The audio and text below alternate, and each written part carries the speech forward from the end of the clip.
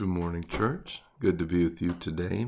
We get to be in Psalm chapter 1, the first psalm today.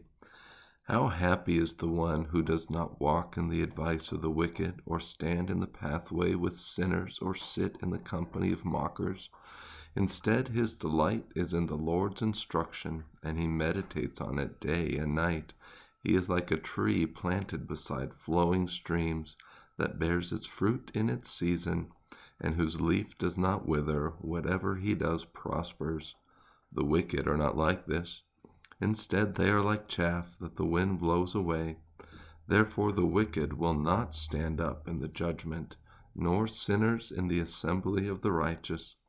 For the Lord watches over the way of the righteous, but the way of the wicked leads to ruin.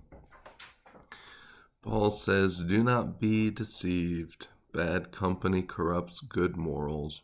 Watch out who you hang out with. Watch out who you choose to take advice from." The proverb says that in an abundance of counselors there is victory. And that is true if the counselors are men of God filled with the Holy Spirit. But we can take all sorts of advice from all sorts of bad places, so we don't stand in the pathway with sinners, which is to say, like those people who would get on the road and rob people, those murderers who would hide in the badlands, those rugged terrains, sit in the company with mockers. Wine is a mocker, another proverb.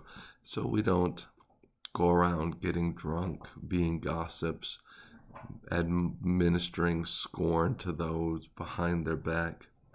Instead, we delight in the Lord's instruction and meditate on it day and night.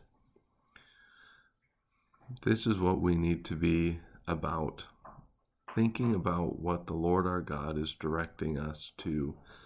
Deuteronomy, Moses says, when you rise up, when you go to bed, when you go out the door, write it on the door frames, talk about it along the path, talk to people about it. Be thinking about the Lord always, so that you'll be like a tree planted beside flowing streams. You're immune to drought. You're immune to the hard times. Not that they aren't hard, but we have a source deeper than our temporal happiness and satisfaction. We have this spring of living water that can sustain us through any hardship and any trial. And so let Psalm 1 be your delight today, and grasp onto these truths that the Lord watches over your way today.